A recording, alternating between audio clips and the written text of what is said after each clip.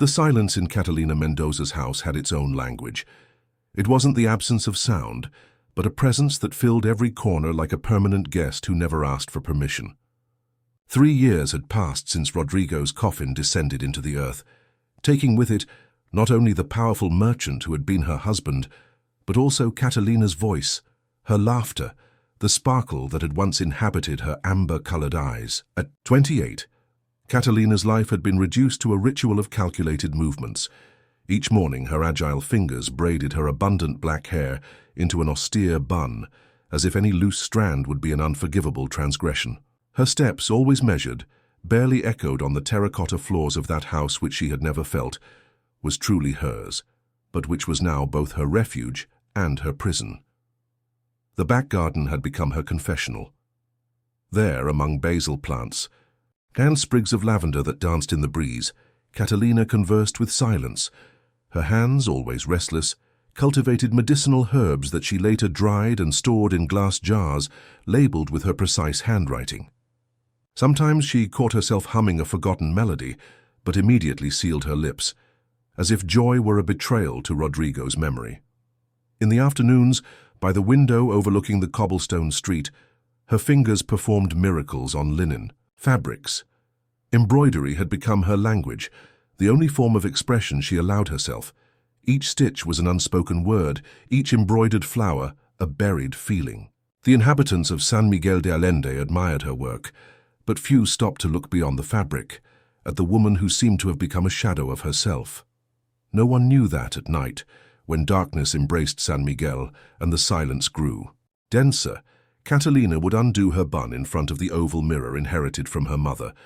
She would contemplate the sad-eyed stranger who stared back at her and wonder where that young woman had gone, the one who dreamed of painting the sky. With her own hands, the one who believed in true love stories before an arranged marriage turned her into Mrs. Mendoza. "Perhaps it's better this way," she would whisper to her reflection as she gathered her hair again. "Forgetting is also a form of peace." But her heart, that rebellious organ that refused to follow the rules of eternal mourning she had imposed on herself, beat with a question she didn't dare to formulate. Can a life wither completely before having truly blossomed? It was a Tuesday when San Miguel's rhythm subtly changed. The May air, dense and aromatic, foretold a storm that never came. Catalina was in her usual spot by the window, her fingers dancing over an embroidery of blue bellflowers, when a different sound interrupted the usual murmur of the street. The cadenced step of a horse, firm yet respectful, as if the animal understood the solemnity of the ancient streets. She looked up, more by instinct than curiosity, and something within her trembled like a guitar string when plucked. Mounted on, a bay horse whose coat shone under the sun like polished copper, a broad-shouldered man with a serene posture advanced with the naturalness of one accustomed to long roads. He wasn't wearing the typical attire of San Miguel gentlemen, but work clothes worn by use and time, denim pants, cotton shirt with sleeves rolled up to the elbows, and a wide-brimmed hat that cast shadows over his sun-bronzed face. What captured Catalina, however, wasn't his foreign appearance or the evident contrast he created with the colonial facades. It was his eyes. When the rider passed in front of her window, he looked up, almost as if he had sensed her presence behind the glass. Their gazes met in an instant that seemed to extend like spilled honey. There was in those brown eyes a tranquil depth, a gaze that didn't possess, that didn't demand, but simply acknowledged. Catalina's heart took an inexplicable turn. For a vertiginous moment, she felt seen, not as Rodrigo Mendoza's widow, not as an object of pity or speculation, but simply seen as the woman she was, with all the cracks and silences that inhabited her. Her fingers stopped over the embroidery, and the needle remained suspended in the air. The rider slightly inclined his head in a silent greeting that could have been simply courtesy, but to Catalina seemed to contain something more, an inexplicable complicity, as if they both shared a secret that neither of them knew. And then, as suddenly as he had appeared, the man continued his way down the street, leaving behind a trail of golden dust and a feeling of perplexity in Catalina. Her heart, which had learned to beat in silence for 3 years, now pounded strongly against her chest, reminding her that she was still alive. That night, while preparing a chamomile infusion in the solitude of her kitchen, Catalina found herself remembering those gentle eyes, that gaze that seemed to contain entire landscapes. She told herself it was foolishness, that San Miguel received foreigners every day, that the man was probably just passing through. However, before sleeping, she let her hair down more slowly than usual and allowed herself, for the first time, in a long time, to wonder about different lives, about paths she hadn't taken. The San Miguel market had always been a kaleidoscope of colors, aromas, and voices that intermingled like threads in a tapestry. For Catalina, it represented a necessary but uncomfortable exit from her silent sanctuary. Every Thursday, with ritual precision, she wandered the stalls with her head slightly bowed, avoiding unnecessary conversations, buying only the essentials. The rest of the time she spent at her embroidery stall, where she exhibited her creations, with the same discretion with which she carried her mourning. That Thursday, however, something had changed within her. While placing her embroideries on the white tablecloth of her small stall, Catalina found herself searching through the crowd for a figure that shouldn't matter to her. She mentally reprimanded herself for such improper behavior. But her eyes, rebellious, continued to scrutinize every corner of the market. It was then that the cracked voice of Doña Remedios, the herbalist who occupied the adjacent stall, interrupted her thoughts. "Catalina, child, I have someone I want you to meet." Before she could politely decline, Catalina found herself face to face with the man who had disturbed the stillness of her thoughts. Under the natural light of the market, the foreigner seemed even taller, with shoulders that spoke of hard work and hands that were large but careful. His hat, now held against his chest as a sign of respect, revealed a face with defined features, and a gaze that remained as serene as Catalina remembered. "Samuel Cortez," he introduced himself with a deep voice that seemed to emerge from deep inside, like water from a deep well. "A pleasure to formally meet you, Mrs. Mendoza." The surprise of hearing her name from the lips of that stranger must have shown on her face because Doña Remedios intervened with a little laugh. "San Miguel is small, child. Everything is known." Samuel leaned over the stall, his eyes traveling with genuine interest over the displayed embroideries. His fingers, weathered by the sun and work, stopped over a canvas where Catalina had embroidered a garden of wildflowers, interwoven with a stream. "This is not simple craftsmanship," he said, with a conviction that admitted no doubt. "It's art, Mrs. Mendoza. It should be exhibited in galleries, not markets." Catalina felt her cheeks burn. It wasn't the empty courtesy she was accustomed to, nor pity disguised as admiration. There was in those words an authentic recognition that completely disarmed her. "It's just a hobby," she murmured, but her fingers unconsciously caressed the embroidery, as if agreeing with that stranger who saw value in what was for her merely a refuge. "True gifts are never just something," he replied, with a half-smile that completely transformed his austere face. Doña Remedios, observing the exchange with perceptive eyes, muttered something about herbs she needed to arrange, and discreetly moved away, leaving them on an island of intimacy surrounded by the market's bustle. "What brings you to San Miguel, Mr. Cortez?" asked Catalina, surprising herself by initiating a conversation. "Destiny, perhaps," he replied, looking at her with a tranquil intensity. "Or maybe just the horses. I have a good hand with them, and Don Eduardo needed someone to tame some colts on his hacienda." They conversed for a few more minutes on superficial topics: the weather, San Miguel's architectural beauty, local traditions. However, beneath those conventional words flowed an underground current, a silent communication that made the silences between phrases full of meaning. When Samuel finally said goodbye, promising to return the following week to buy one of her embroideries, Catalina found herself smiling.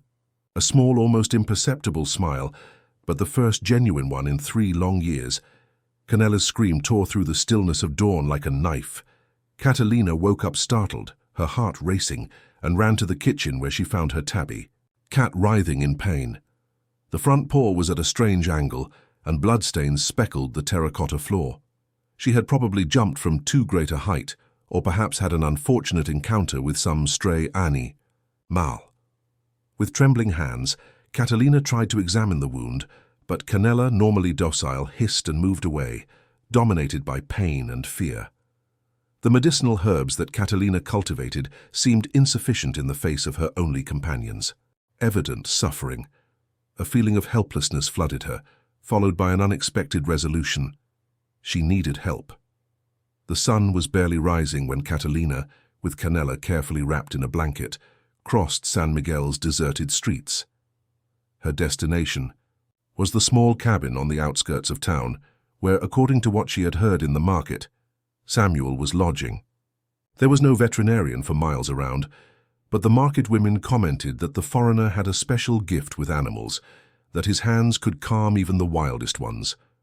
Perhaps it was desperation that pushed her to seek help from someone she barely knew, or perhaps it was something deeper, an intuition that she didn't fully understand herself.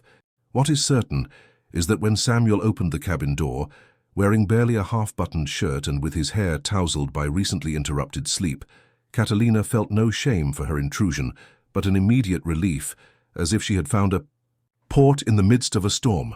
"Canella is hurt," she said simply, her eyes bright with contained tears. "I don't know how to help her." Without needing further explanation, Samuel invited her in. The cabin was austere but orderly, with few pieces of furniture and many books stacked in corners. A strong aroma of leather, fresh hay, and something indefinable but pleasant permeated the air.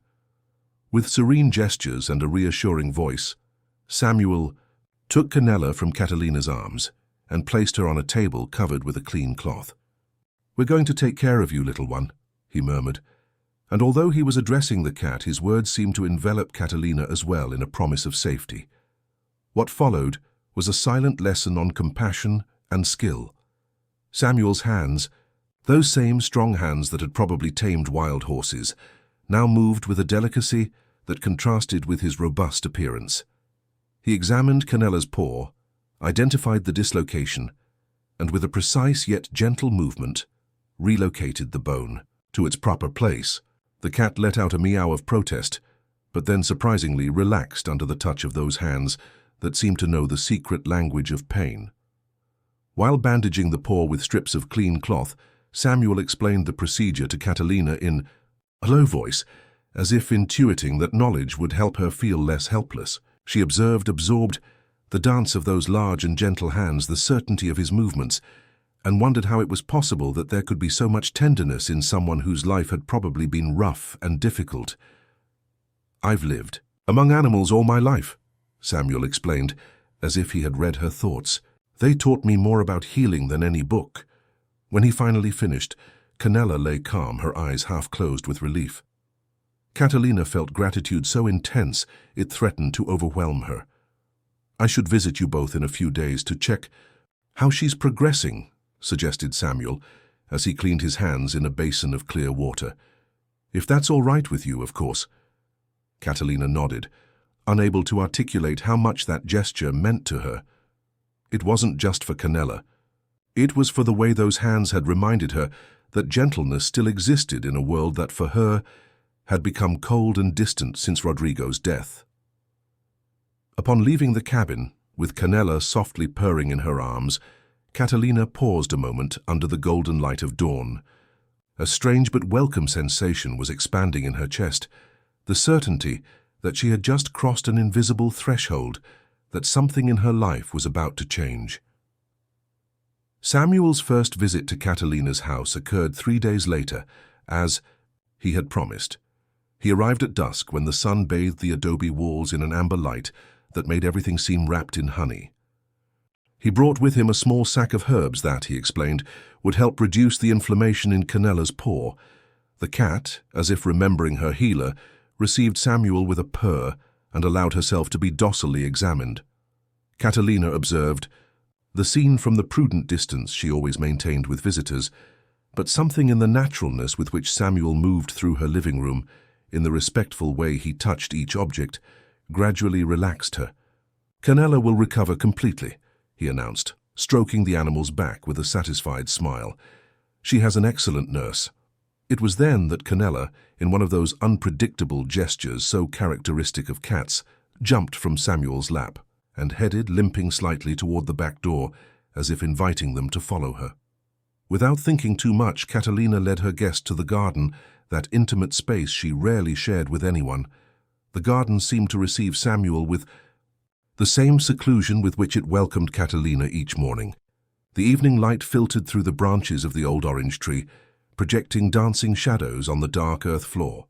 The aroma of basil, rosemary, and lavender intermingled in an olfactory symphony that seemed to suspend time. "It's beautiful," murmured Samuel, and his voice contained a genuine admiration that made Catalina feel inexplicably proud. "It's my refuge," she responded, allowing herself to share a truth that she had never before uttered aloud. Samuel approached the herb beds, kneeling to examine more closely a plant with serrated leaves that grew vigorously next to a small pond. Artemisia, he identified, caressing the leaves with his fingertips. Good for calming female pains and healing wounds. Catalina looked at him surprised. Few men, especially in San Miguel, knew the names and properties of medicinal plants considered the exclusive domain of women. "My grandmother was a healer," he explained, interpreting her astonishment. "She taught me that the earth provides everything we need to heal if we know how to listen to it." Something in those words, in the reverent way they were pronounced, touched a deep fiber in Catalina. Without intending to, she began to show him her herb garden, the sage she cultivated for inflammations, the lemon balm for nerves, the calendula for burns. With each plant she named, her voice became more confident, her gestures more expressive. She was sharing not only knowledge, but parts of herself that had remained sealed for years.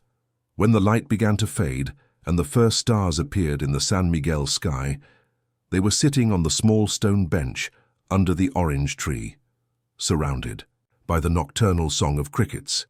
A silent complicity had emerged between them, a mutual recognition difficult to name. "I could teach you more about the plants if you're interested," offered Catalina, surprising herself with the initiative. Samuel nodded, his eyes reflecting the first stars of the night. "And I could help you expand your garden. I've seen some herbs in the hills that would complement your collection well."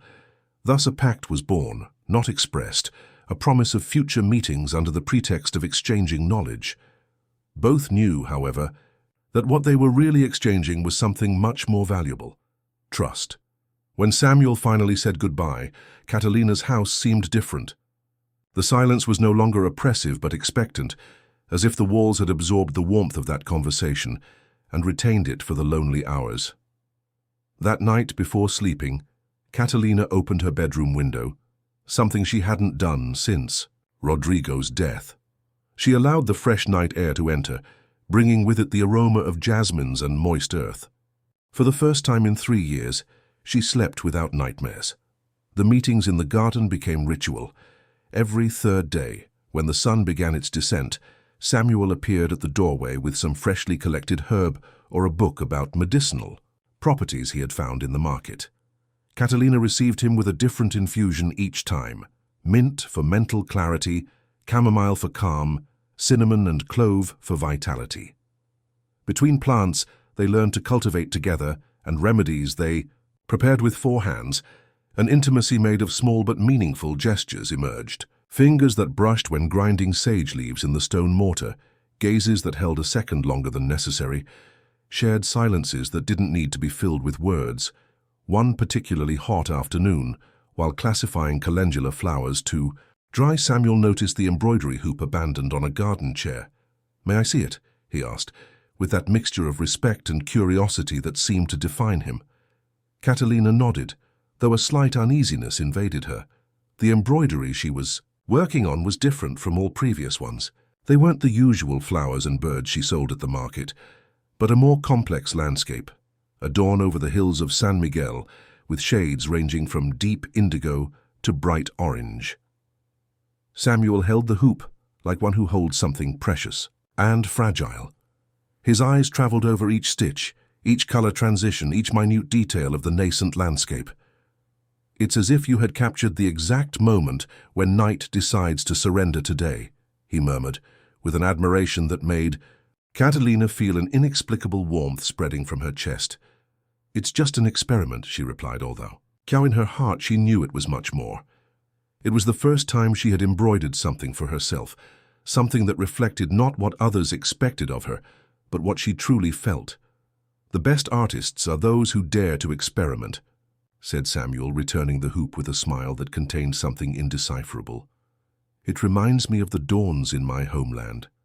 Catalina hesitated a moment, but then dared to ask, "What is your homeland like, Samuel? You never talk about it." Veil of melancholy briefly crossed the cowboy's eyes. He removed his hat, a gesture that Catalina had learned to identify as a sign that he was about to share something important, and placed it on his knees. "It's beautiful in its own way. Arid hills that seem endless, skies so vast that sometimes you feel like you're going to fall upward. My family has had a ranch there for 3 generations. Do you miss them?" The question escaped her lips before she could contain it. Samuel remained silent for a moment, his eyes fixed on the horizon, as if he could see beyond the hills of San Miguel. "I miss what could have been," he finally replied. "My father expected me to take charge of the ranch, to follow in his footsteps, but I always preferred the company of animals to that of business. I wanted to be a veterinarian, to study, to learn to heal." He considered it a waste of time. He paused, his fingers playing distractedly with the edge of his hat. "We parted on bad terms. He thinks I chose a wandering life to avoid responsibilities. I know I chose freedom to find my own path." The vulnerable honesty of that confession moved Catalina beyond words. She recognized in his story the echo of her own silences, of her own renunciations. "Rodrigo was a good man," she said, surprising herself by mentioning her late husband, a topic she always avoided. "He respected me, gave me security, but there was never love, at least not the transforming kind. It was a marriage arranged between families. I was 19 and he was 45. When we married, the silence that followed wasn't charged with discomfort, but with a mutual understanding that could almost be touched. Both had lived trapped in others' expectations. Both knew the bitter taste of decisions made by others. Sometimes I think," continued Catalina, her voice barely a whisper, "that I've spent so much time being what others expected of me that I no longer know who I really am." Samuel extended his hand on the weathered wooden table, leaving it halfway between them. It wasn't an imposition or a demand, but an invitation. After a moment of hesitation, Catalina placed her fingers on his.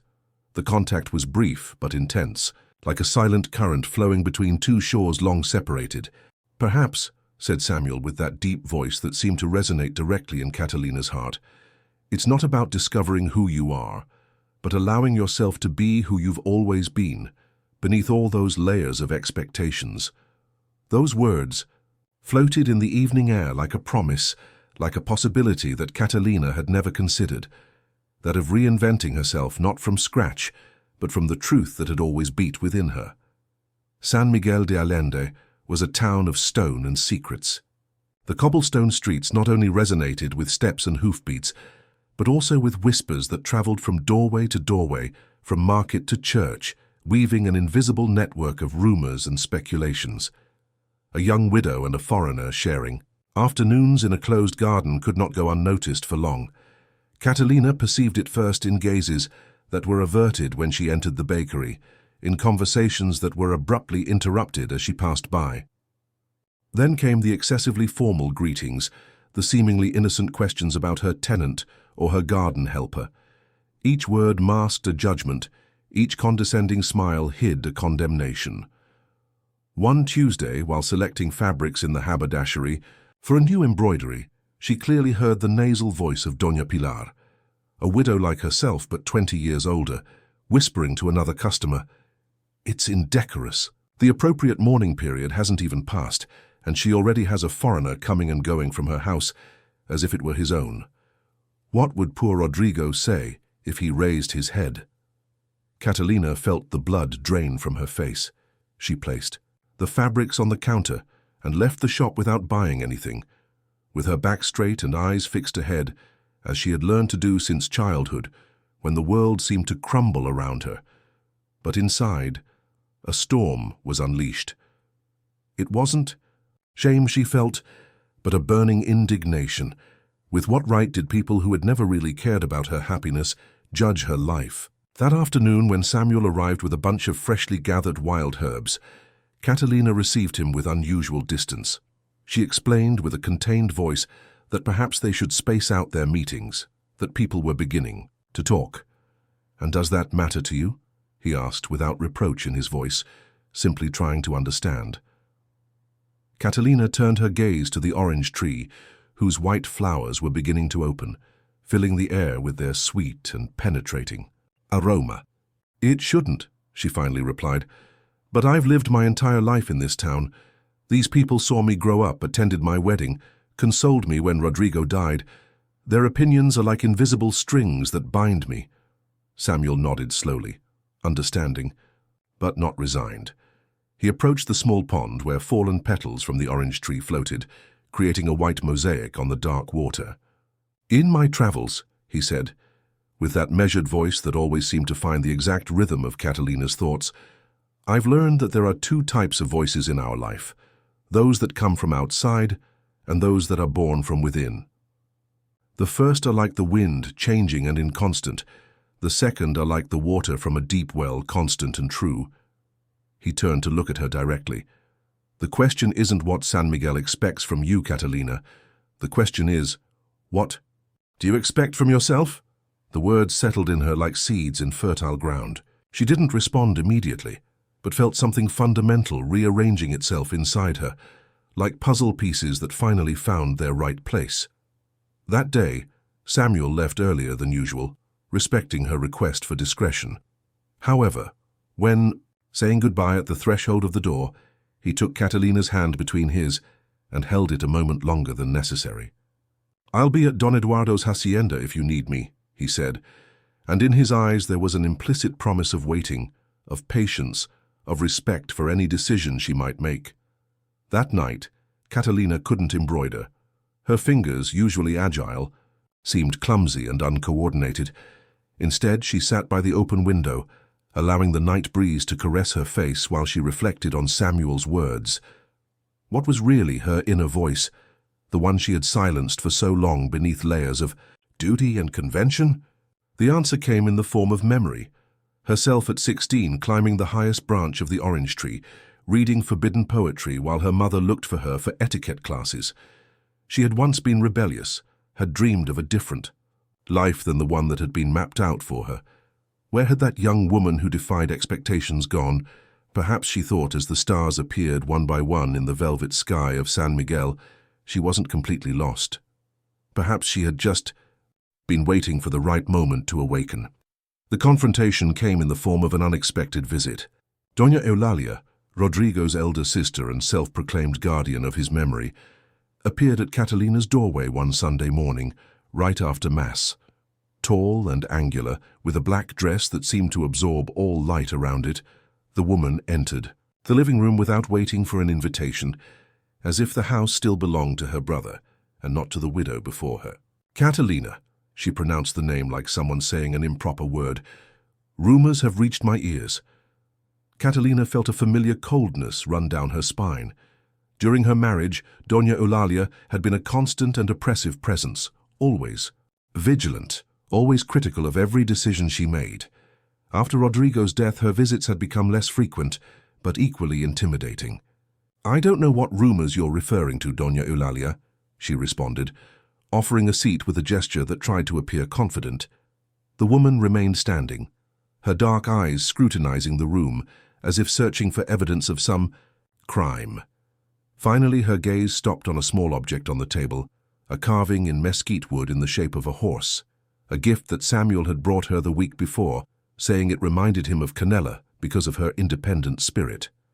"I'm referring," she said, pointing at the carving with disdain, "to that northern cowboy who comes and goes from this house as if it were his own. Have you forgotten who you are, Catalina? Have you forgotten that you carry the Mendoza name?" Something in the condescending tone, in the way Doña Eulalia assumed authority over her life, touched a deep fiber in Catalina. It wasn't anger that emerged, but a sudden clarity, as if a veil had been lifted from her eyes. "I haven't forgotten anything, Doña Eulalia," she replied, with a voice she didn't recognize. As her own, it sounded so firm and clear.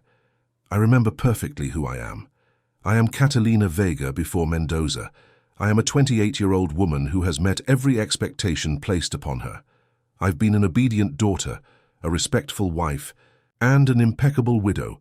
I've given this family and this town 3 years of silence and seclusion." She approached the table and took the small wooden horse in her hands, feeling its rough texture like an anchor to present reality. "And now," she continued, holding the penetrating gaze of the older woman, "I allow myself the right to have a friend, a man who respects my house and my person, who shares knowledge of herbs with me and helps me in the garden. If San Miguel considers that a scandal, perhaps the problem isn't in my actions, but in the eyes that judge them." Doña Eulalia seemed to shrink momentarily, not accustomed to the timid Catalina standing up to her. However, she recovered quickly, and her thin lips tightened into a line of disapproval. "It's not just my eyes that judge, naive child. It's the eyes of all respectable society in San Miguel. Do you think that foreigner is really interested in you? A man without a surname, without fortune, without roots. It wouldn't be the first time an adventurer seduced a wealthy widow, only to later disappear with her money." The words were designed to hurt, to sow doubt, and for an instant they almost achieved their objective.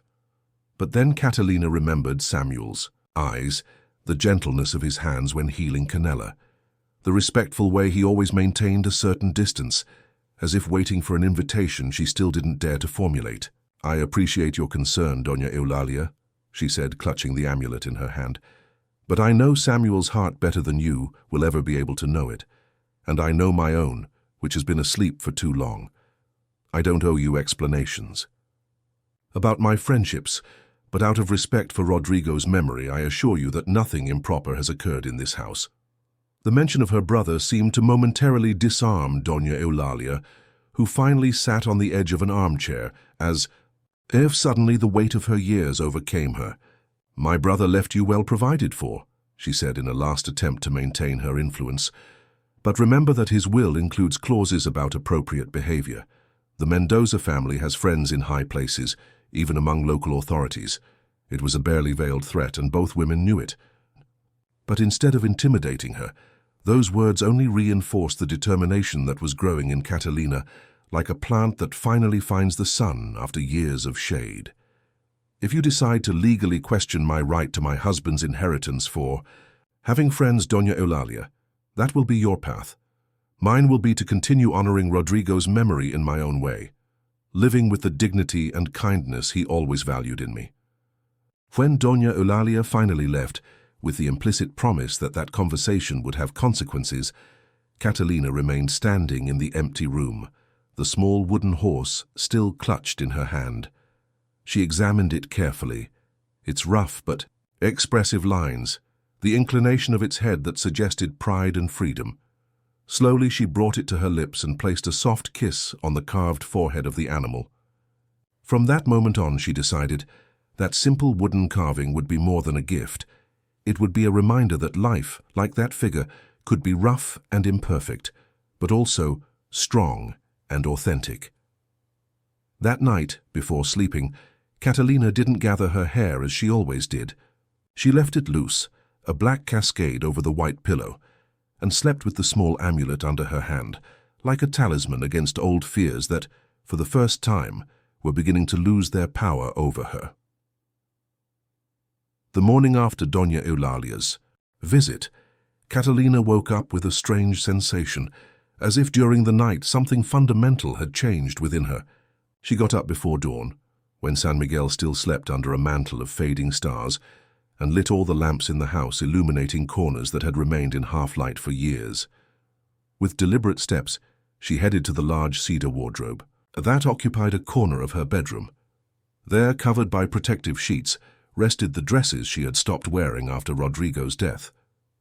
Colors she had considered inappropriate for a widow, fabrics that seemed too lively for someone who had decided to disappear. Her fingers traveled over the fabrics with reverence. A turquoise blue dress with embroideries of wildflowers she herself had added. A wide terracotta-colored skirt that danced with each movement. White cotton blouses with delicate lace at the cuffs. They were simple garments but full of life, so different from the somber gray and black dresses she had adopted as a mourning uniform. Without allowing herself to doubt, Catalina took the blue dress and spread it on the bed like a declaration of intentions. Then she went to the dressing table, another space she had avoided confronting completely. The oval mirror inherited from her mother returned an image that surprised her. She had expected to see the same pale, downcast-eyed woman she had become, accustomed to being, but instead found bright eyes, slightly rosy cheeks, and an air of determination she didn't remember possessing before.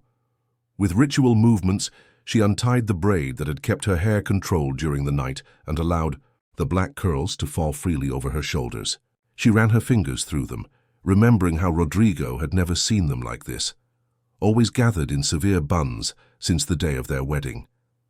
It was a small rebellion she had allowed herself only in the intimacy of her bedroom, even during her marriage. "Catalina," she whispered to her reflection, as if introducing herself to a stranger, "who are you really?"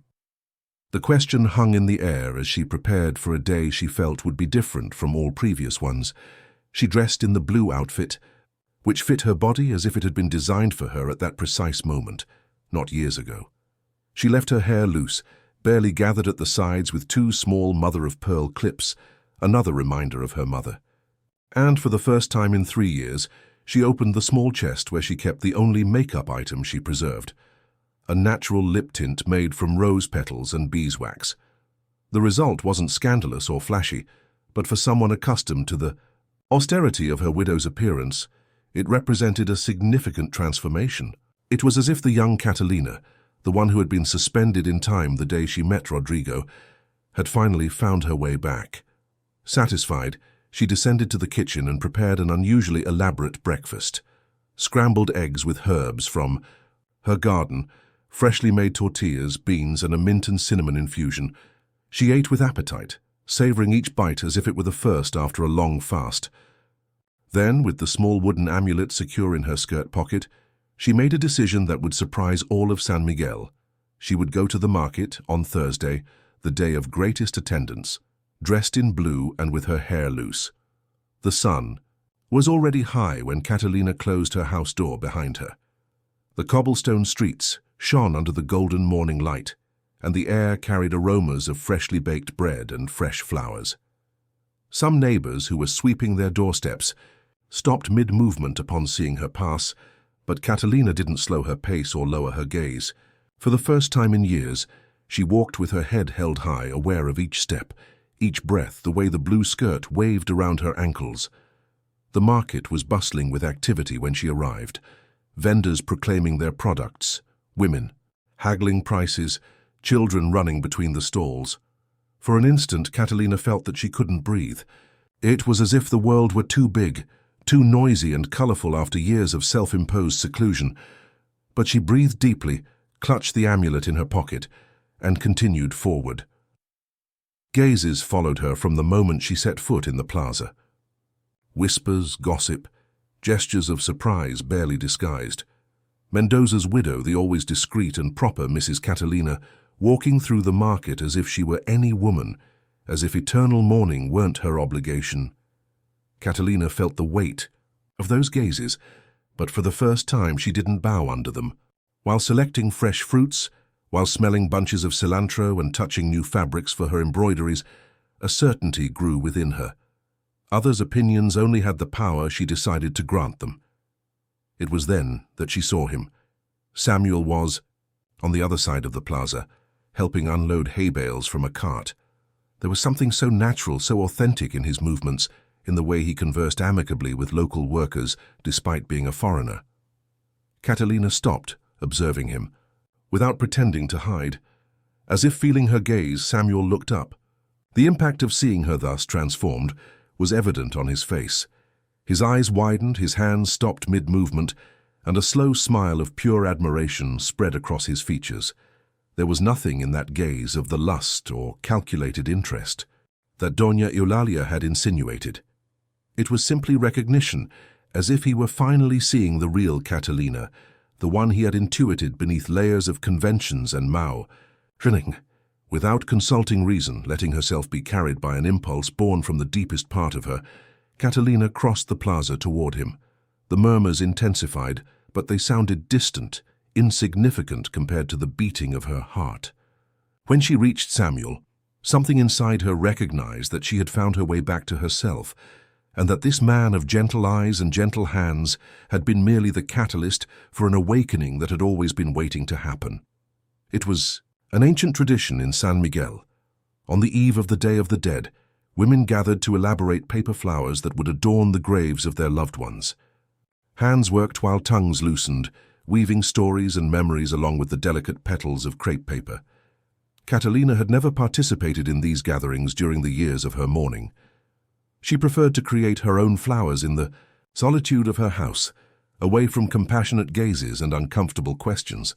But that year the invitation from Doña Remedios came as an implicit challenge.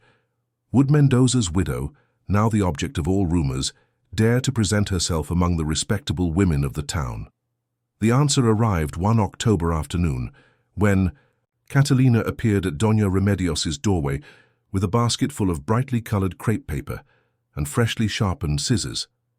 Conversations momentarily stopped when she entered the patio, where a dozen women were already working around a long, wooden table.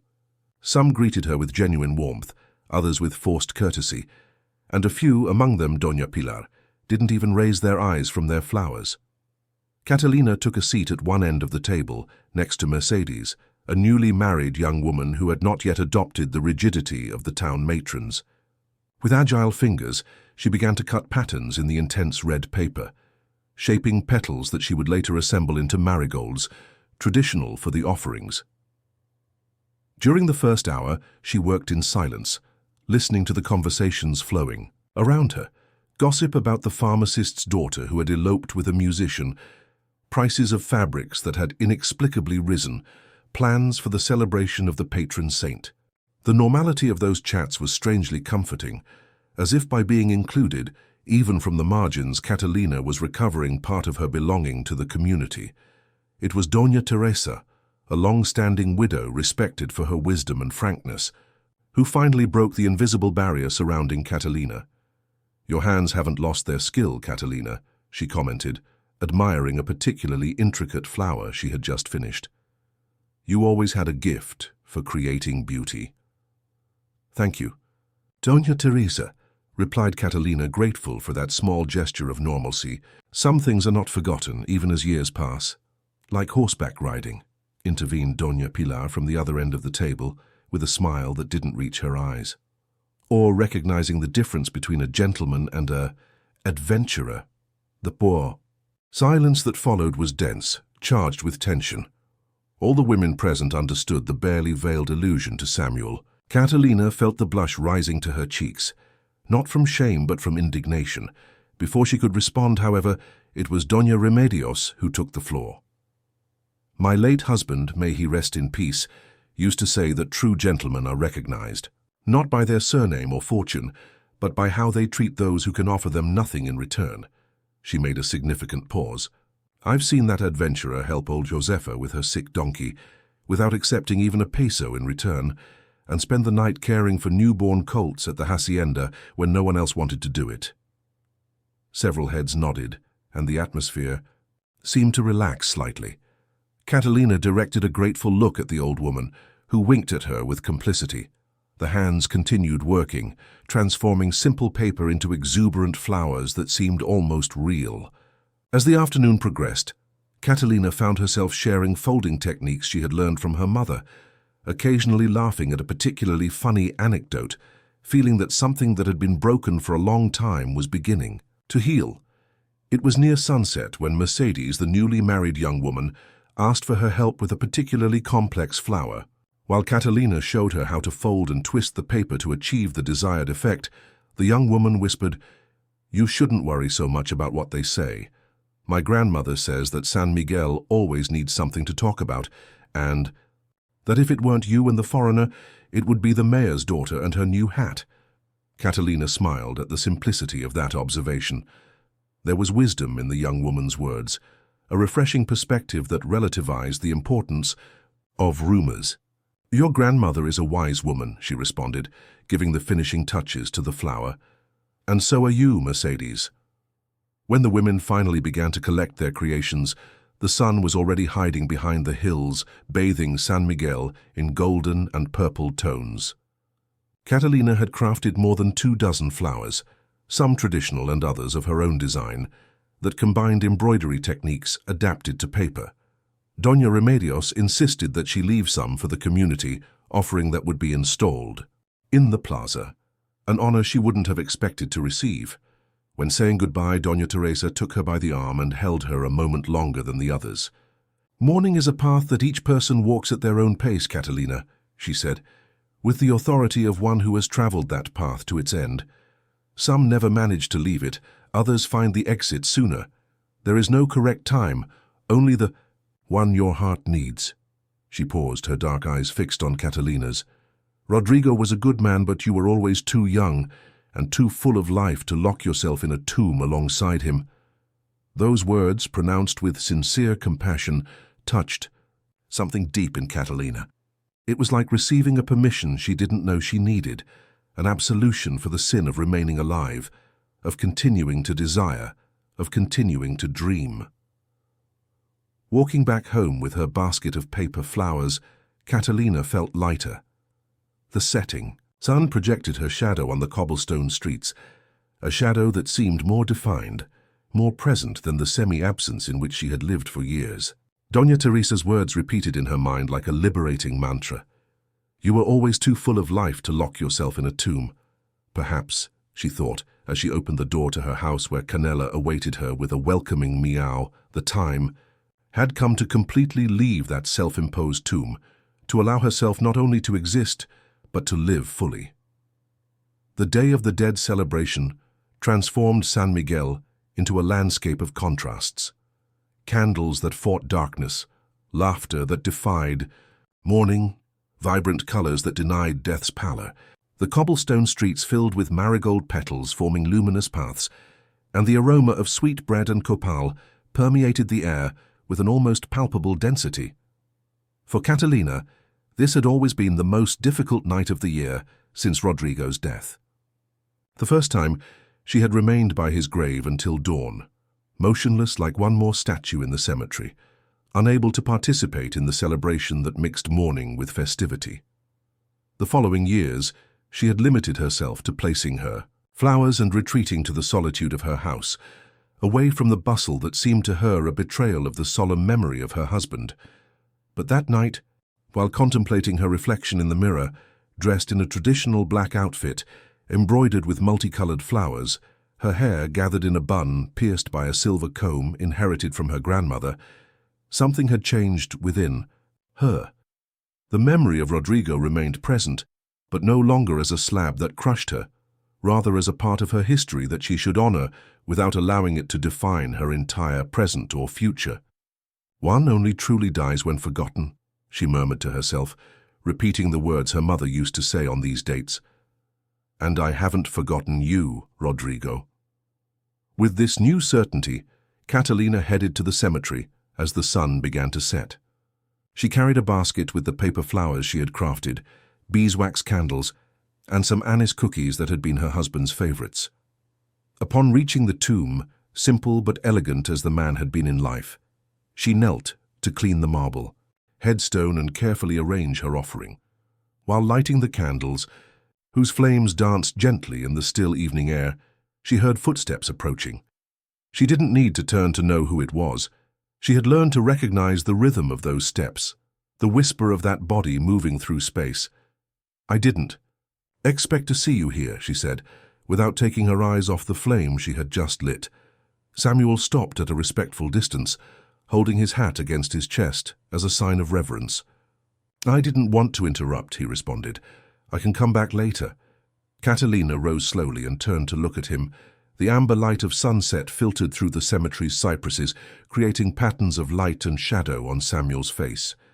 There was in his expression a deep respect, a silent understanding of the intimate moment he was witnessing. "Stay," she said, surprising herself by tea. His simplicity with which the word sprouted from her lips. "I think Rodrigo would have liked to meet you." Samuel then approached, positioning himself beside her in front of the tomb. For a few minutes, both remained in silence, observing how the Candles' flames cast dancing shadows over the marble headstone. "In my land," Samuel finally said with a soft voice, "we believe that on this night the veil between worlds becomes so thin that we can feel our dead walking among us, not with sadness, but as a visit we should celebrate."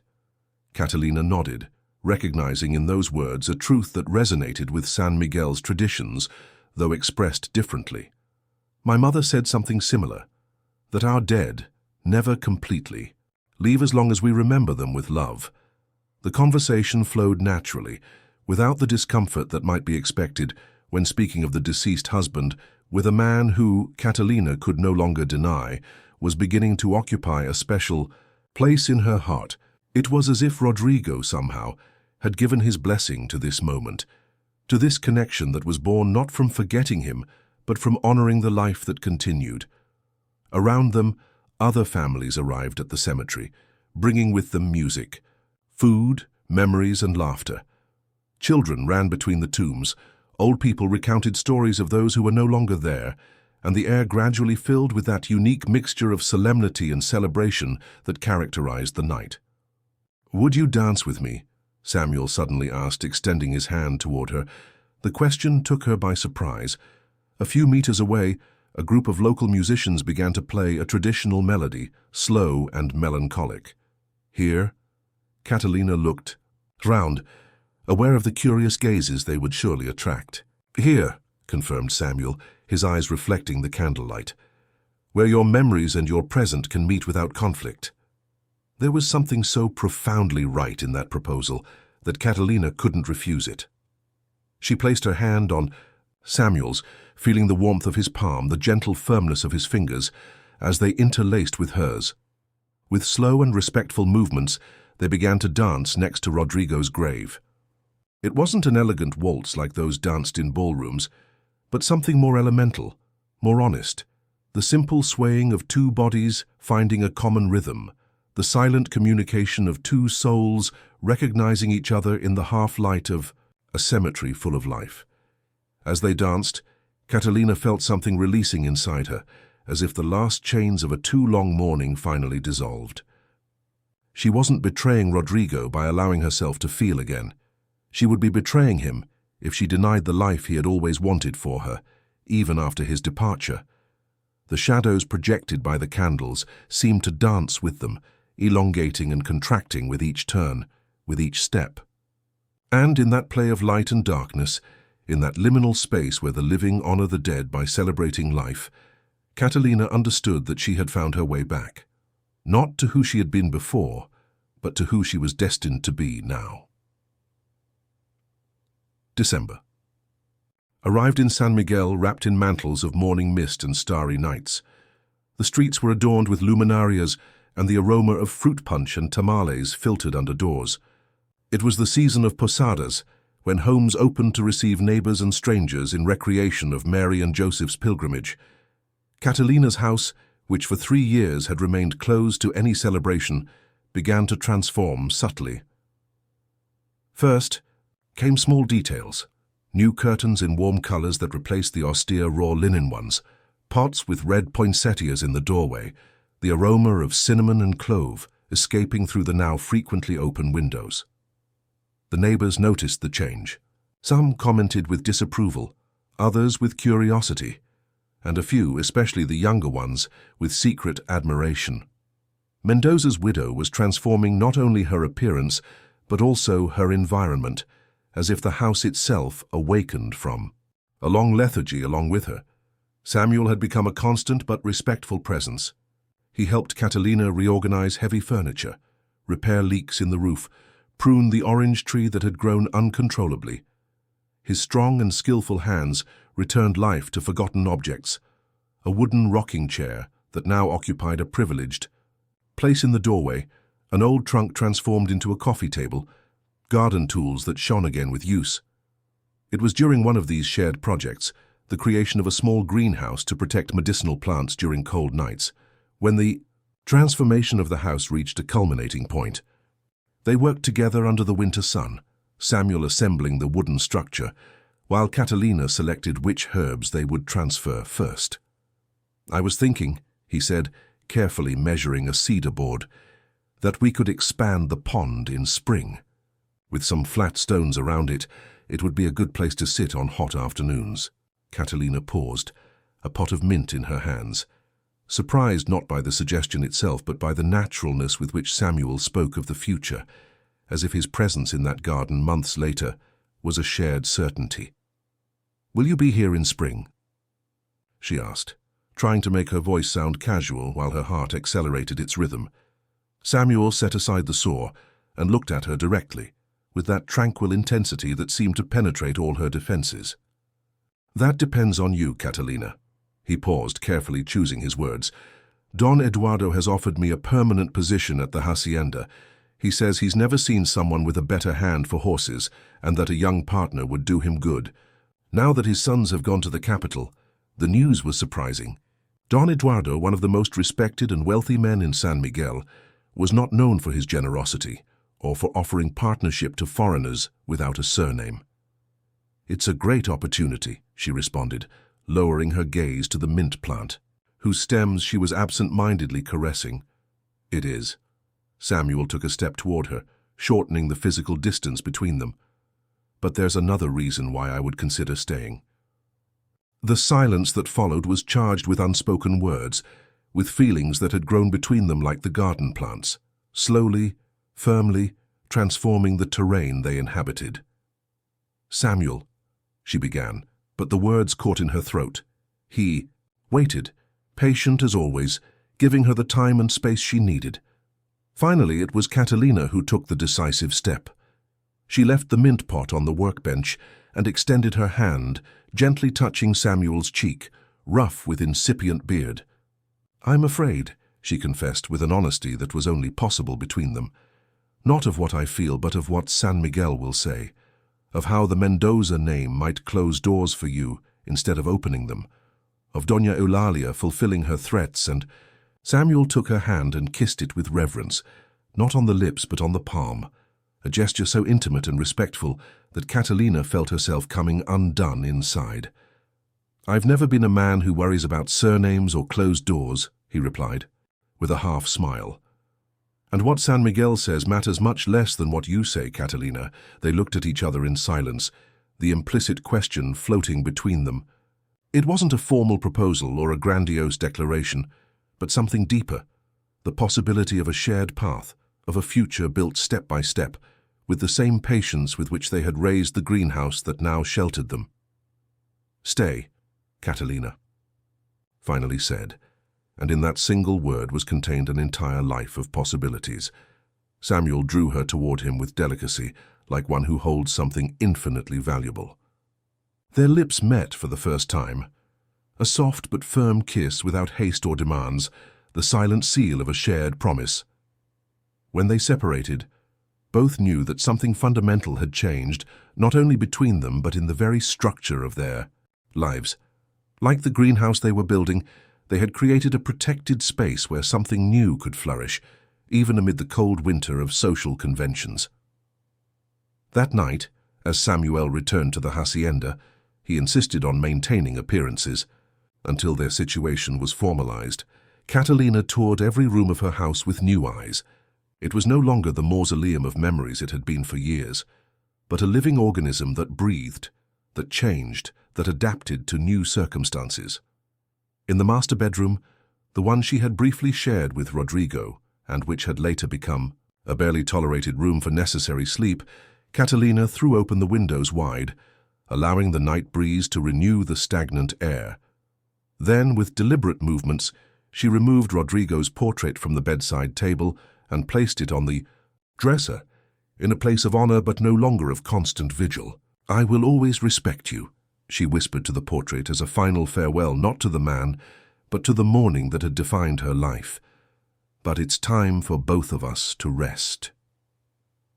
That night, she slept deeply, without nightmares or startles, while the house seemed to sigh around her, as if it too were freeing itself from a long and heavy silence.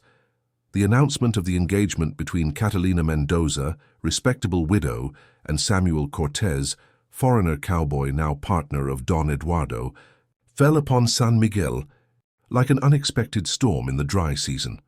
There were reactions for all tastes: indignation among traditional matrons, surprise among merchants, discreet approval among young people who saw in that union a victory of the heart over conventions. Doña Eulalia, as was to be expected, fulfilled her threats.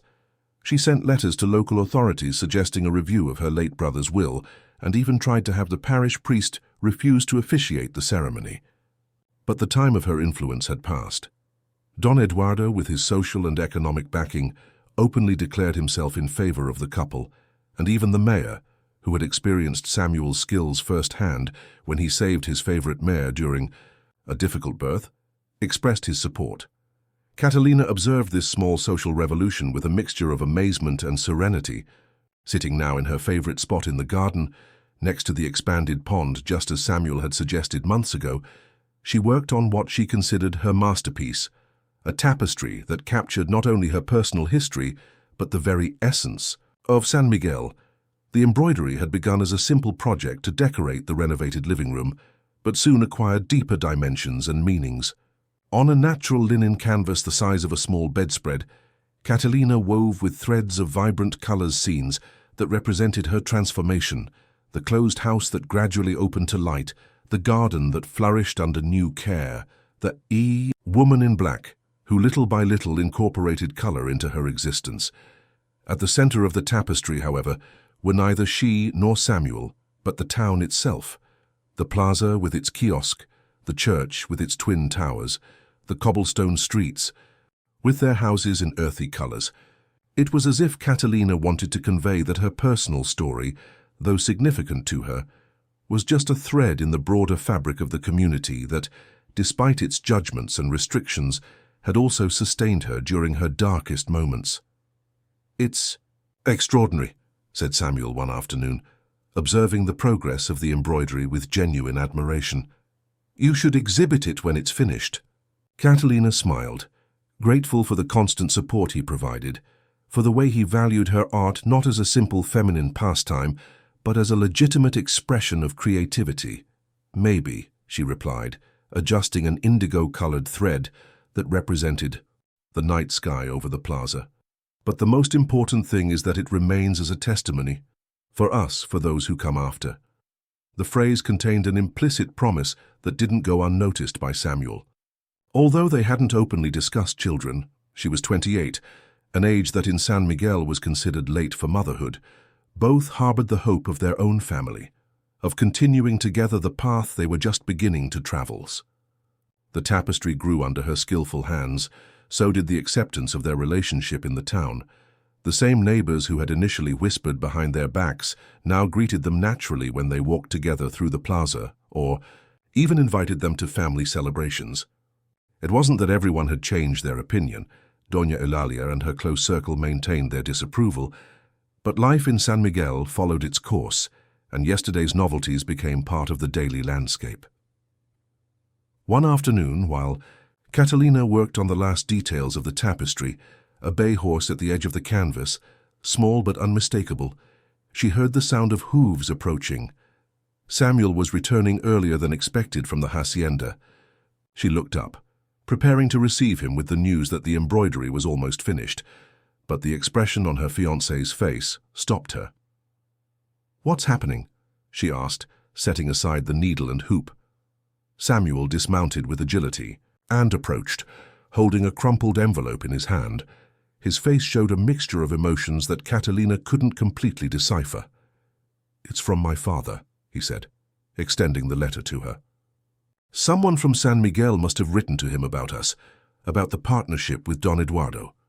Catalina took the envelope with slightly trembling hands. She knew how deep the rupture between Samuel and his family had been, how much he had suffered from paternal disapproval. "What does it say?" she asked, not daring to read the content. Samuel sat beside her on the stone bench, his gaze lost in the pond where the golden fish they had recently introduced swam in lazy circles. "He says he wants to meet you, that perhaps he was wrong to judge me so harshly, that my mother hasn't stopped asking about me all these years." He paused, passing a hand over his face, as if trying to assimilate what he himself was saying.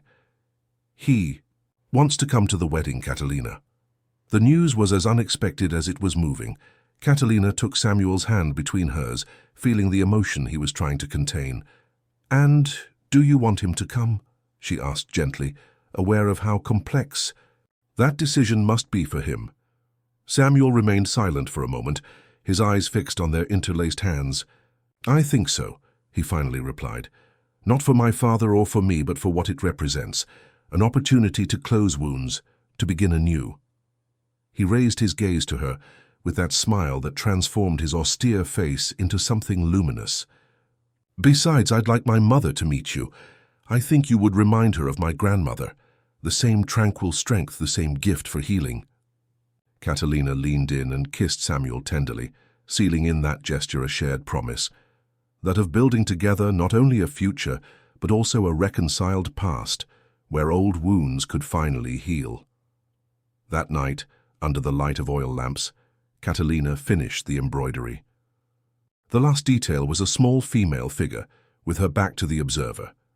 With black hair loose in the wind and her hand extended toward the horizon, where the sun, embroidered with gold thread she had reserved for this special occasion, began to rise over the hills of San Miguel. It wasn't simply her self-portrait. She understood while contemplating the finished work.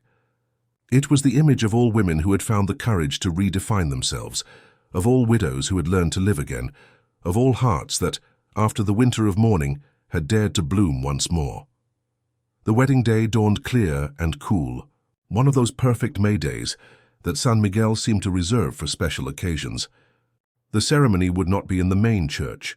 Father Ignacio, influenced by Doña Eulalia, had found calendar difficulties, but in the small chapel of Don Eduardo's hacienda, a simple but beautiful building with stained glass that transformed sunlight into rainbow fragments, Catalina was preparing in what had been for years the guest room of her house, now transformed into her dressing room. She had chosen not to use the master bedroom that day, reserving it for when she returned not as Mendoza's widow, but as Cortez's wife.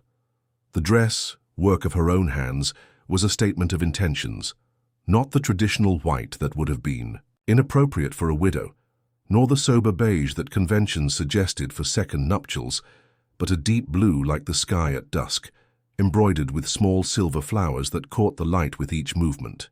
It wasn't a conventional bridal gown, but it was perfectly her, dignified yet vibrant, respectful of the past, but decidedly oriented toward the future.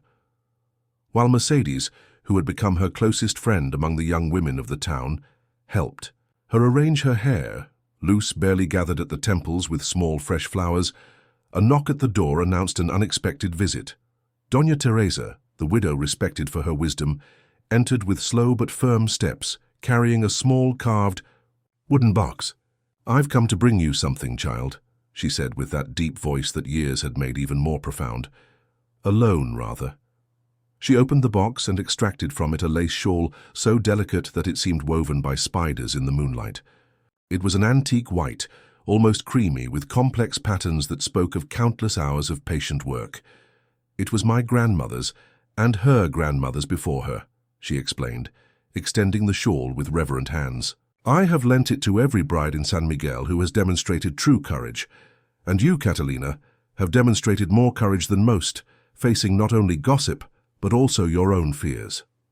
Catalina, moved beyond words, bowed her head so that Doña Teresa could place the shawl over her shoulders. The garment seemed to have a life of its own, adapting to her figure, as if it had been created specifically for that moment. "It's beautiful," she murmured, feeling not only the physical but also the symbolic weight of that shared legacy.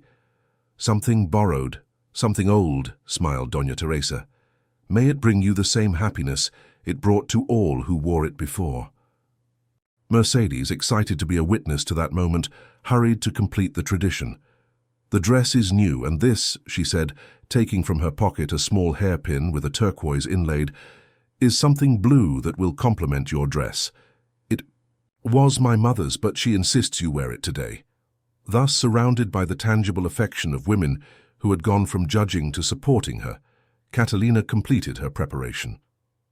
When she finally looked at herself in the full-length mirror that Samuel had restored for her, She barely recognized the woman who gazed back, serene yet radiant, dignified yet free, with a beauty that was born not from perfection, but from authenticity. "You're ready," declared Doña Teresa, with the certainty of one who has seen many lives unfold and recognizes crucial moments. And not just for the wedding. The journey to the hacienda was like a small, improvised parade.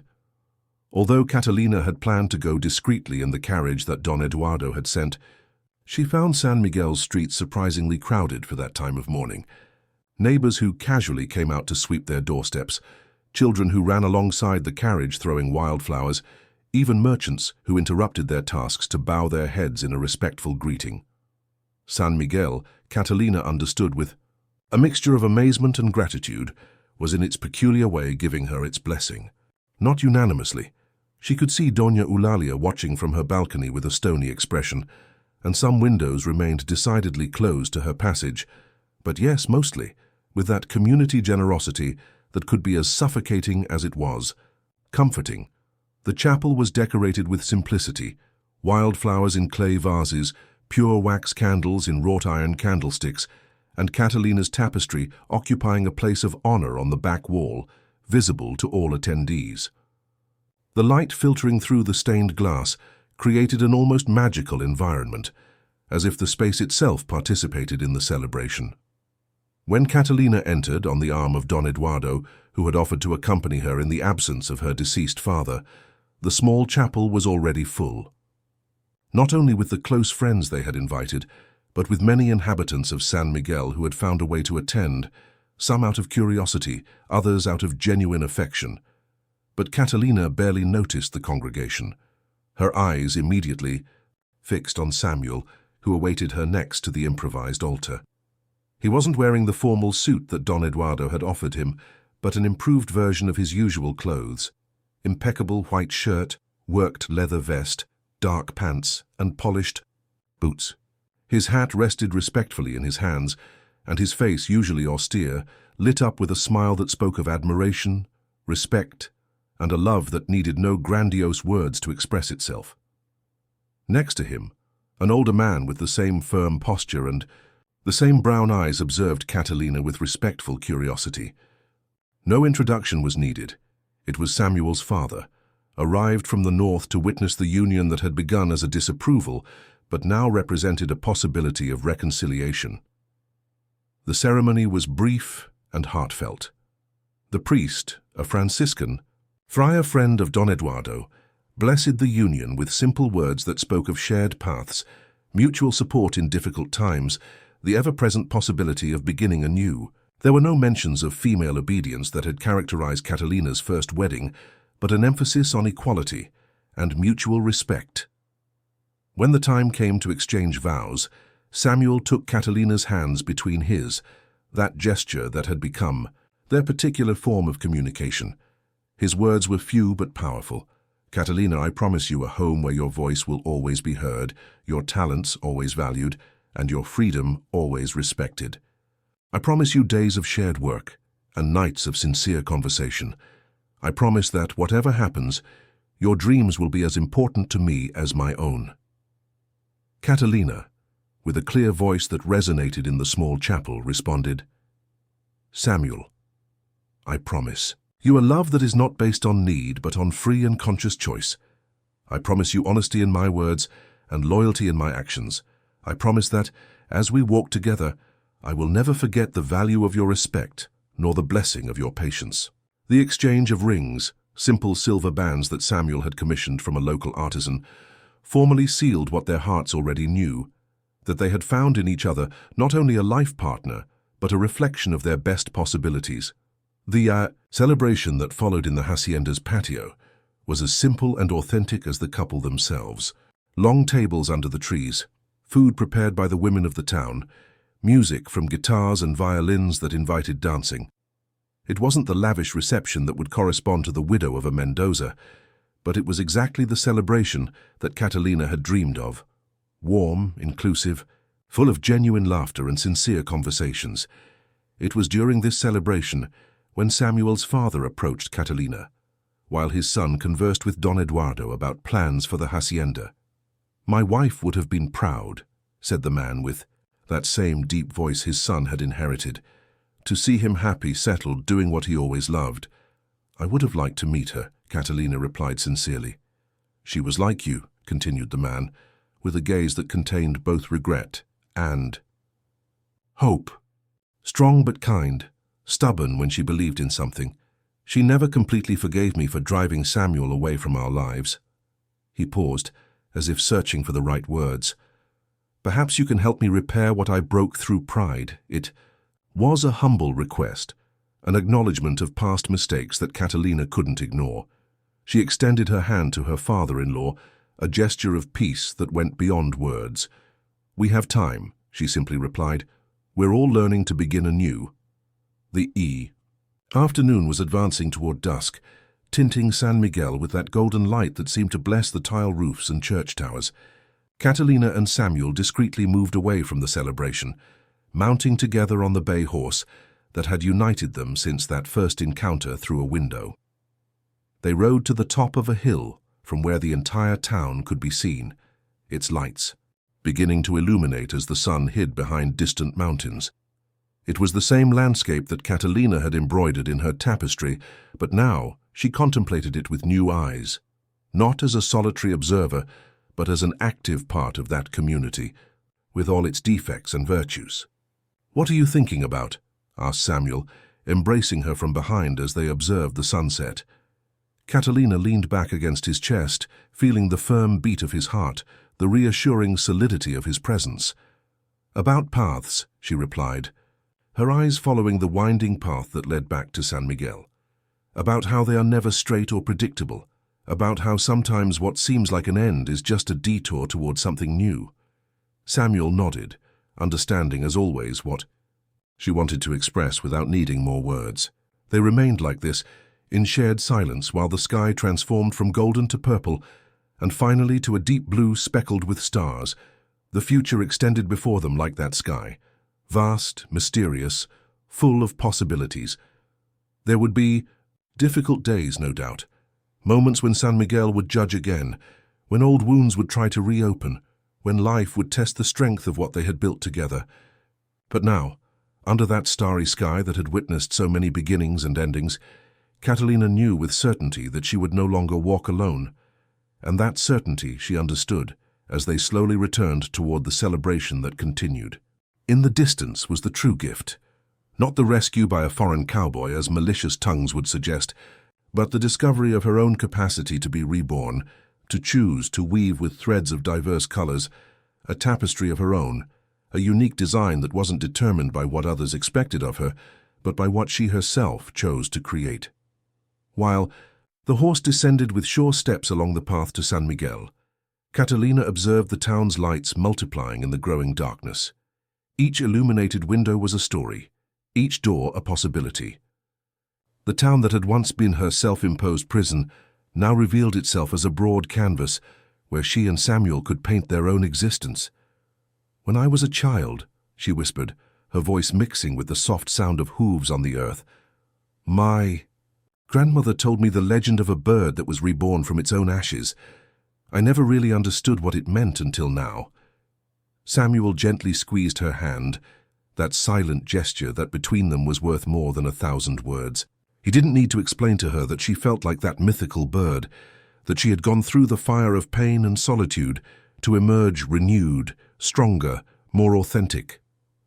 Upon reaching the town limits, they saw that some people from the celebration had come out to wait for them with small lit lanterns, creating a path of light that guided them back. Among them was Mercedes with her frank smile, and Doña Remedios, whose hands, knowledgeable of herbs and destinies, now held wildflowers for the bride. "For you to plant in your new garden," said the old woman, handing her a bouquet of seeds, wrapped in corn husks. "Because what grows together has stronger roots." Catalina accepted the gift with gratitude, recognizing the ancestral wisdom in those simple words.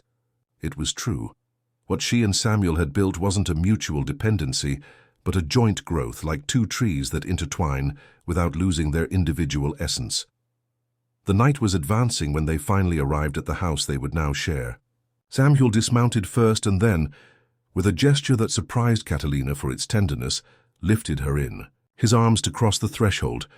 "In my land," he explained with a smile, "we believe it's bad luck if the bride stumbles when entering her new home." "I no longer believe in bad luck," she replied, wrapping her arms around his neck. "Only in decisions and their consequences." The interior of the house welcomed them with a new warmth.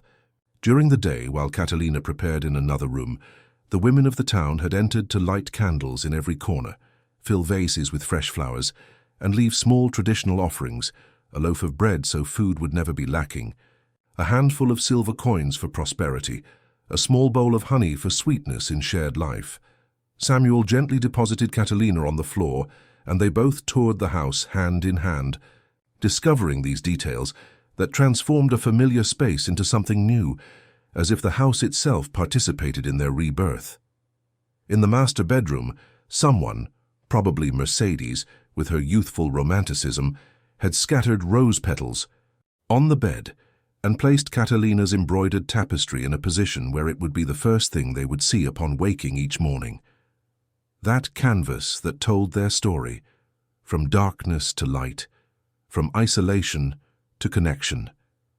Catalina approached the open window, feeling the night breeze caress her face. San Miguel slept under the starry mantle, its cobblestone streets silent, except for some distant music and the occasional barking of a dog. It was the same town as always, with its traditions and prejudices, its beauties and contradictions. But she saw it now with new eyes, not as a relentless judge, but as an imperfect witness to her transformation. Samuel approached from behind, placing on her shoulders the shawl that Doña Teresa had lent her. The ancient lace shone palely under, the moonlight filtering through the window. "Tomorrow our true story begins," he said, his deep voice charged with promise and certainty. Catalina turned to look at him, to engrave in her memory this exact moment, the face of the man who had come into her life not to rescue her, but to remind her that she had always had within herself the capacity to rescue herself. The cowboy who had seen in her not the respectable widow or the possible conquest, but simply Catalina with all her complexities and potentialities. "Our story began a long time ago," she responded, gently touching Samuel's rough cheek. "The day you passed in front of my window and truly saw me, not as Rodrigo's widow, but as a living woman." They kissed under the silver moonlight, a kiss that sealed not only an official union, but a deeper pact, that of two souls who had recognized each other in a world that constantly tried to reduce them to labels and expectations. Later, as Samuel slept deeply beside her, Catalina remained awake a moment longer, contemplating the play of shadows on the ceiling. She thought of all the versions of herself that had inhabited this same room. The frightened young woman on her wedding night with Rodrigo, the disciplined widow who rose each morning to fulfill empty rituals, the awakening woman who had begun to question the purpose of so much self-imposed silence, and now this new Catalina, not perfect or completely freed from fears and doubts, but authentically herself, with her hair loose on the pillow, with her own decisions in her heart, with dreams she no longer forced herself to repress. The small wooden horse, her amulet, rested on the bedside table next to the bed. She took it between her fingers, feeling its rough texture, recognizing in it a symbol of the path traveled. She no longer needed it as a talisman against fears. She understood. Her true amulet was the inner certainty she had conquered, that own voice she had finally learned to listen to. Carefully, so as not to wake Samuel, she rose and approached the window once more.